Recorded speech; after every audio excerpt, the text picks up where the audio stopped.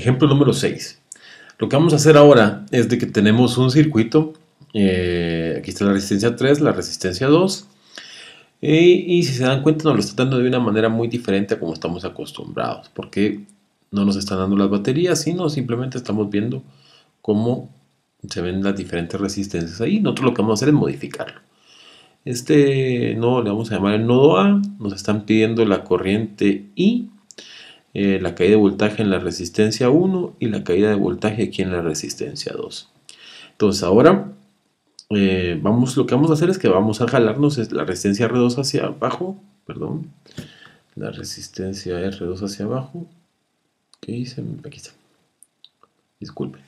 Y tendríamos esta figura que está acá. Esa es la resistencia R2. Solo la corrimos para abajo. Yo lo que quiero es que todas las tierras queden aquí en el suelo. Después, ahora vamos a jalarnos y vamos a poner aquí las baterías. Entonces, si se dan cuenta, tenemos aquí la entrada de 18 voltios. La pusimos ya como una batería con su tierra. La de menos 6 voltios, una batería con su tierra. Dense cuenta de la orientación que le estamos dando, porque como dice positivo, vamos de más, entrando más.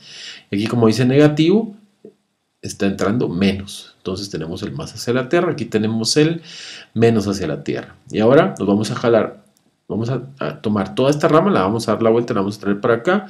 Y así ya tenemos todas las tierras en la parte de abajo. Dense cuenta, tengo aquí mis tierras todas en el suelo, las voy a parar juntando después, solo me voy a jalar esta resistencia para acá y ahí nos va a quedar nuestro circuito final, que es este, ¿verdad? Ese es importante porque ahí tendríamos la corriente I, que es la que nos pide. Nosotros ya sabemos que es esta corriente que viene y pasa a través de esta batería, que sería esta corriente, la I. Tendríamos el voltaje V1, que es este que está acá, y el voltaje V2. Pero este circuito es un circuito que nosotros podemos trabajar muy bien, pues es a lo que nos hemos estado acostumbrando con los ejemplos que hemos hecho. Entonces ahora vamos a analizar este circuito. Analicemos. Muy bien, entonces habíamos quedado que teníamos nuestra corriente I que entraba aquí. Esta es la corriente I. El voltaje 1, que es uno de los que queremos, y el voltaje 2. Entonces lo que vamos a hacer es que vamos a calcular Kirchhoff para este pedazo de la malla. Y al hacerlo nos damos cuenta que la fuente 1, ¿verdad? Que sería esta de 18 voltios, viene en ese sentido más menos, después más menos, o sea que estas dos fuentes tienen el mismo signo, a diferencia del signo que tenga aquí, porque esto va a resistir. Entonces tendríamos menos 18 voltios menos 6 voltios más la caída de voltaje en esa resistencia, que es la que nosotros queremos, que es V1. Eso tiene que ser igual a 0. Esto es por la ley de Kirchhoff, que todos los voltajes en una malla tienen que sumar a 0, ¿verdad? Entonces, al verlo de esa manera, nosotros podemos decir que el voltaje 1 va a ser igual a los 18 más los 6. Entonces escribamos los 18 más 6, que serían 24 voltios. Entonces ahí tenemos nuestra primera respuesta. La vamos a marcar de una vez, pongo en color negrito, que la caída de voltaje en la resistencia V1 es igual a 24 voltios. Una vez más, lo que hicimos fue seguir la trayectoria de la corriente viendo las fuentes. Será, una vez más, menos, más, menos. Así es como nos damos cuenta que se suman las fuentes. Si hubiera sido más, menos, menos, más, ahí sabemos que tenemos que restar las fuentes.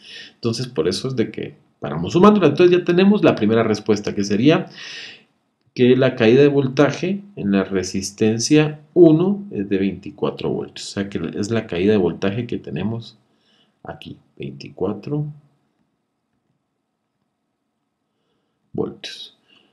¿Está bien? Ahora lo que tenemos que encontrar es la corriente I y la caída de voltaje V2.